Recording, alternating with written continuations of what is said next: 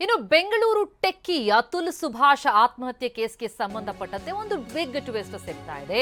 ಅತುಲ್ ಸಂತ್ರಸ್ತ ಅಲ್ಲ, ನಾನೇ ನಿಜವಾದ ಸಂತ್ರಸ್ತೆ ಅಂತ ಆ ಸುಸೈಡ್ ಮಾಡಿಕೊಂಡ ಪತಿಯ ಪತ್ನಿ ಹೇಳ್ಕೊಂಡಿರೋದು. ಸುಸೈಡ್ ಮಾಡಿಕೊಂಡಂತಹ ಅತುಲ್ ಪತಿ ಅಲ್ಲ ಸಂತ್ರಸ್ತ. ಪೊಲೀಸರ ಮುಂದೆ ಮೃತ ಅತುಲ್ ಪತ್ನಿ ನಿಖಿತಾ ಹೇಳಿಕೆ ಕೊಟ್ಟಿರುವಂತದ್ದು. ಪ್ರಾಥಮಿಕ ಹೇಳಿಕೆಯನ್ನು ದಾಖಲಿಸಿಕೊಂಡಿದ್ದಾರೆ ಮಾರತಹಳ್ಳಿ ಪೊಲೀಸರು. ವಿಚಾರಣೆ ವೇಳೆ ಕೆಲವು ಸ್ವಾರಸ್ಯಕರ ವಿಚಾರಗಳನ್ನು ಕೂಡ ಆಕೆ ಪ್ರಸ್ತಾಪಿಸಿದ್ದಾರೆ. ನಿಜವಾದ ಸಂತ್ರಸ್ತೆ ನಾವು ಅಂತ ಆಕೆ ಮುಂದೆ ಆಕೆ ಹೇಳಿಕೆಯನ್ನ ಕೊಟ್ಟಿರುವಂಥದ್ದು. ಆಕೆ ಕೊಟ್ಟಂತಹ ಹೇಳಿಕೆ ಪ್ರಕಾರ ಅತುಲ್ ಸಂತ್ರಸ್ತ ಅಲ್ಲ, ನಾನು ಸಂತ್ರಸ್ತೆ, ನಾನೇ ನಿಜವಾದ ಸಂತ್ರಸ್ತೆ, ನನಗೆ ಸಮಸ್ಯೆ ಆಗಿತ್ತು.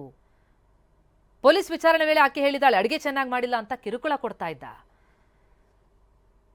ನಾನ್ ವೆಜ್ ಮಾಡದಿದ್ರು ಅದನ್ನೇ ಮಾಡೋದಕ್ಕೆ ಹೇಳ್ತಿದ್ದ, ಇಷ್ಟೆಲ್ಲ ಆದ್ರೂ ನಾನು ಮನೆ ಬಿಟ್ಟು ಹೋಗಿರ್ಲಿಲ್ಲ. ಇನ್ನು ಬೆಂಗಳೂರು ಟೆಕ್ಕಿ ಅತುಲ್ ಸುಭಾಷ್ ಆತ್ಮಹತ್ಯೆ ಪ್ರಕರಣಕ್ಕೆ ಸಂಬಂಧಪಟ್ಟಂತೆ ಓರ್ವ ಆರೋಪಿಗೆ ನಿರೀಕ್ಷಣಾ ಜಾಮೀನು ಮಂಜೂರಾಗಿದೆ. ತಲೆಮರೆಸಿಕೊಂಡಿದ್ದಂತಹ ಆರೋಪಿ ಸುಶೀಲ್ ನಿರೀಕ್ಷಣಾ ಜಾಮೀನನ್ನು ಪಡೆದುಕೊಂಡಿದ್ದಾರೆ. ಅಲಹಾಬಾದ್ ಹೈಕೋರ್ಟ್ನಿಂದ ನಿರೀಕ್ಷಣಾ ಜಾಮೀನು ಮಂಜೂರಾಗಿದೆ. ಈ ಆರೋಪಿ ತಲೆಮರೆಸಿಕೊಂಡಿದ್ದ, ಈಗ ಸುಶೀಲ್ಗೆ ನಿರೀಕ್ಷಣಾ ಜಾಮೀನು ಸಿಕ್ಕಿದೆ. ಈಗಾಗಲೇ 3 ಆರೋಪಿಗಳನ್ನ ಖಾಕಿ ಪಡೆ ಬಂಧಿಸಿತ್ತು.